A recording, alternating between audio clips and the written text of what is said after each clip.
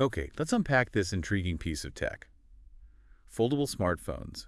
They've definitely moved past being just a concept, haven't they? Oh, absolutely. They're here. And today we're really zeroing in on the brand new Samsung Galaxy Z Flip 6 AI. Yeah, it's making quite a bit of noise, and, well, probably for good reason. Indeed. We've sifted through the specs and the early details to give everyone a focused look at what this thing actually offers. It officially launched, what was it, July 10th, 2024. That's the one. And the specific model we're digging into today is the UK unlocked version. Nice spec, too, 512 gigs of storage. And that silver shadow finish sounds quite sleek. It does. And here's something that honestly jumped out straight away. This UK version, it comes with a 3-year manufacturer extended warranty. Now that is interesting. That's a pretty big deal for foldables, isn't it? Really is. I mean, that extended warranty, it tackles that lingering question about, long-term reliability with these folding screens. Right. It sort of positions the Z Flip 6 AI as maybe a less risky buy compared to others with just the standard year. It's exactly my thinking. So yeah, our goal here is to efficiently walk through the key stuff. We'll look at the design, the displays, both of them, performance, the AI bits, cameras, battery. Soft there, and definitely that warranty. Consider this your shortcut to getting the lowdown on a Z Flip 6 AI. So first impressions, the look and feel. Where should we start? Good question. Well, it keeps that classic clamshell design, which is, super pocket-friendly when it's shut, just 85 millimeters tall. Tiny. And then when you open it up, You get that full screen experience. Unfolded, it's 165.1 by 71.9 millimeters and really thin, just 6.9 millimeters. and the weight. Does it feel hefty? Not really, surprisingly light, actually. Only 187 grams. Feels solid, but definitely not like a brick in your pocket. Okay. And that silver shadow finish you mentioned, is it just about looks? Well, Samsung says it's also designed to resist fingerprints better, which is, always a plus. Oh, definitely. Practical elegance, maybe? Something like that, yeah. They've also apparently tweaked the hinge again. That floating hinge design makes the display look like it's almost hovering. Slim bezels, too. Nice. That smooth, integrated look is key, I think. But durability, always the big question mark with foldables. What are they doing there? Seems like they focused on it. We're talking an enhanced armor aluminum frame and Corning Gorilla Glass Victus 2 on both the front cover and the back glass. Okay, Victus 2, that sounds pretty tough. Gives you a bit more confidence dropping it, maybe? Well, hopefully not dropping it, but. Right. It suggests it should be more robust. And then there's the IP48 rating. IP48, so what does that mean in real terms? Dust and water. Yeah, good dust resistance. And it Yeah. should survive, like splashes or maybe being caught in the rain. Not really meant for swimming, but, everyday life protection. Okay, fair enough. Let's open it up then. That main screen, 6.7 inches. Dynamic AMOLED 2X. What's the quality like? Really sharp. It's 2,640 by 1,080 pixels, so full HD plus land. But the big news is probably the brightness. Oh yeah, how bright. It can apparently hit a peak of 2,600 nits, which is, well, really bright. Wow, so using it outside in the sun shouldn't be an issue at all then. Exactly. Readability should be excellent, even on a sunny day. That's a huge improvement. Definitely a practical upgrade. And the refresh rate. Is it smooth? Yep, 120 hertz, adaptive refresh rate. So scrolling, animations, everything should feel super fluid. It makes a real difference to just, how nice the phone feels to use day to day. Okay. Now that screen on the outside, the flex window, it's 3.4 inches. Is it just for notifications? Oh, much more than that now. It's actually pretty capable. You can customize it with widgets, different clocks, wallpapers. So you can actually do stuff without opening the phone. Yeah, quite a bit. Yeah. Control your music, check timers, weather, even glanceable map directions, apparently, stuff like that.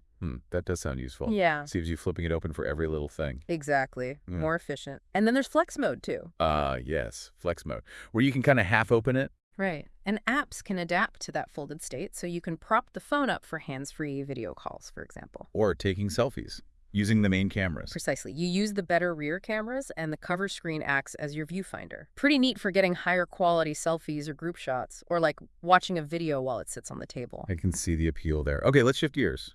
Under the hood, what's powering this thing? It's got some serious silicon. We're looking at the Snapdragon 8 Gen 3 for Galaxy platform. The for Galaxy version, right. So top-tier performance, basically. Absolutely. And it's paired with 12 gigs of LPDD R5X RAM, which is plenty, and 512 gigs of that really fast UFS 4.0 storage in this UK model. So translate that into normal use. What does it mean day to day? It means it should feel incredibly snappy. Multitasking should be smooth, even running demanding apps side by side. Things like image editing should be quick, app loading times, almost instant probably. Nice. And connectivity. Fast web browsing. Should be. It's got 5G support, naturally, and also Wi-Fi 6E. So yeah, fast downloads, smooth streaming. Okay. Sounds like it won't be left wanting for power. Now, the AI part of the name, Galaxy AI. It's running One UI 6.1 over Android 14, yeah? Correct. And Samsung's really leaning into these AI features. They've integrated a bunch of tools they think will be genuinely useful. Like what? Give us some examples. Okay, so there's suggested replies. It can, like, generate text responses for you automatically. And apparently, you can even use this from the cover screen when the phone's closed. Quick replies without opening. Could be handy. What else? Live Translate and Interpreter. These are for near real-time translation in text chats, but also during voice calls. Could be huge for travel or international business. Yeah, that sounds potentially game-changing if it works well. Any AI in the camera department. Definitely. They talk about the ProVisual Engine. It uses AI to optimize photos as you take them. Things like making portraits brighter and sharper, adjusting colors and contrast for a better look automatically. Ah, so it's like computational photography doing the work behind the scenes. Kind of, yeah. Trying to give you better results with less effort. And there's also sketch to image. Sketch to image. What's that? You can apparently draw a simple doodle, and the AI will try to turn it into a more polished graphic or image. Huh. Interesting. So AI is sort of woven throughout the experience then. Seems to be the goal, yeah. Making it feel integrated, not just a tacked-on feature. Okay, let's talk camera specifically now. What's the hardware setup? On the back, you've got a dual camera system, a 50-megapixel main wide-angle sensor, and a 12-megapixel ultra-wide. 50 megapixels on the main. That's a decent resolution. Yeah, and it uses pixel binning. So it combines pixels to capture more light and detail, especially, in tricky lighting or low light. Should help with dynamic range, too. Right, getting detail in the bright sky and the shadows. And inside, when it's open. There's a 10-megapixel front camera, kind of under the display, for regular selfies or video calls when the phone's open. Gotcha.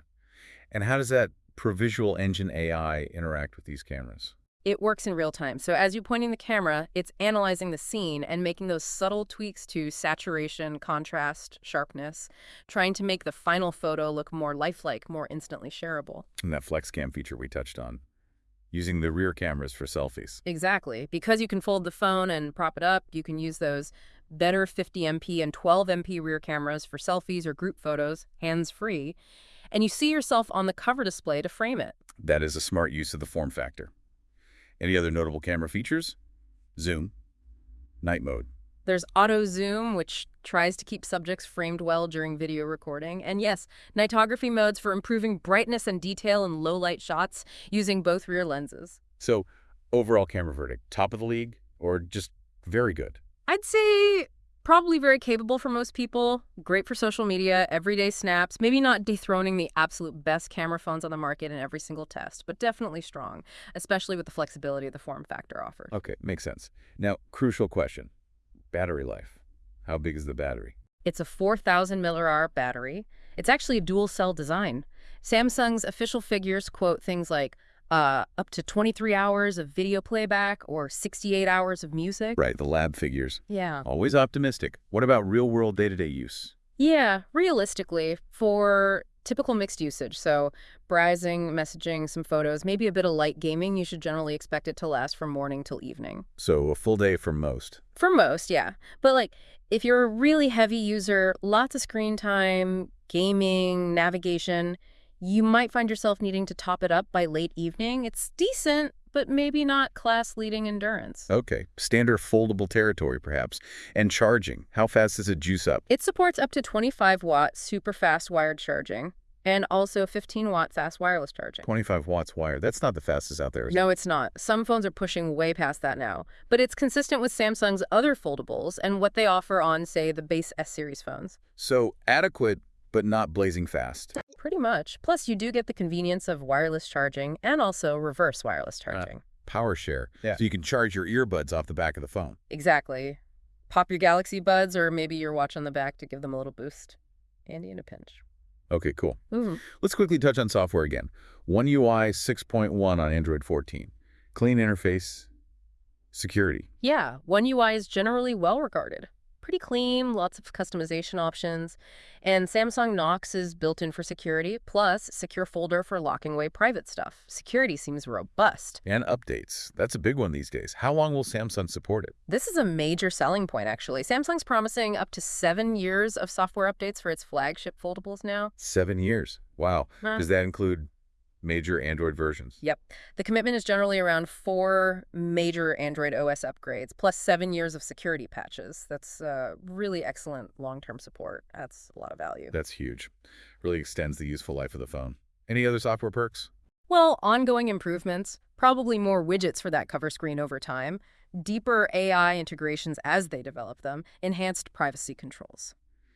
The usual evolution you'd expect. Right. Okay, let's loop back to something we mentioned at the start. This specific model being unlocked and that UK warranty. Why is unlocked good? Basically, freedom. An unlocked phone isn't tied to any specific mobile network, so you can choose whichever provider has the best deal or coverage for you, and you can switch easily later if you want. Works with pretty much all UK 5G and 4G networks. No carrier bloatware usually. That too, generally a cleaner experience. Oh. And that 3-year warranty, it's worth stressing again. Yeah, doubling the standard coverage. Exactly. Gives you significant peace of mind against manufacturing defects for a much longer period. Especially on a premium, complex device like a foldable, that's a really valuable addition for this UK version. Okay, we've covered a lot of ground. Let's try and wrap this up. Your overall take on the Samsung Galaxy Z Flip6 AI. I think it shapes up to be a really strong contender if you want a premium, pocketable foldable. It blends that kind of stylish, almost glamorous design with real practicality. Key strengths being? The refined design feels more durable now. That FlexWindow cover screen is genuinely useful, and the performance is definitely flagship grade. And the slight drawbacks, maybe the charging speed. Yeah, the wired charging isn't the absolute fastest, but you do get wireless and reverse wireless, so it's versatile enough for most, I'd think. Battery life is solid, if not record-breaking. And the AI features useful additions or just marketing? From what we've seen, they seem like genuinely helpful enhancements. Live Translate, the camera optimizations, they feel like they add real value rather than just being gimmicks. It's kind of a peek at where mobile computing might be heading. Okay, and the price? Around $1,049 for this 512 GB unlocked UK model. How does the value stack up, especially with that warranty? Look, it's definitely a premium price tag, no getting around that. But you're paying for the cutting-edge foldable tech, the high-end specs, the long software support. And that 3-year warranty really does add significant value and helps justify the cost, I think. Mitigates some of that early adopter risk. So, final verdict. Who should consider buying this? I'd say if you're looking for something innovative, something pocketable but powerful, if you value good cameras for social media, smooth multitasking, and you want that long-term software support, and you like the clamshell form factor, obviously, then the Z Flip 6 AI is a really compelling package. A blend of, novelty and genuine capability. Exactly. Power and portability converging. It really does feel like that's the direction things are moving. So maybe a final thought for our listeners. Thinking about your own day-to-day phone use, what part of the foldable experience, the multitasking, the camera angles, just the form factor itself, what would actually make the biggest difference to how you use your phone? Something to mull over. Hopefully this deep dive gave you a solid starting point to think about whether the Z Flip 6 AI fits into that picture.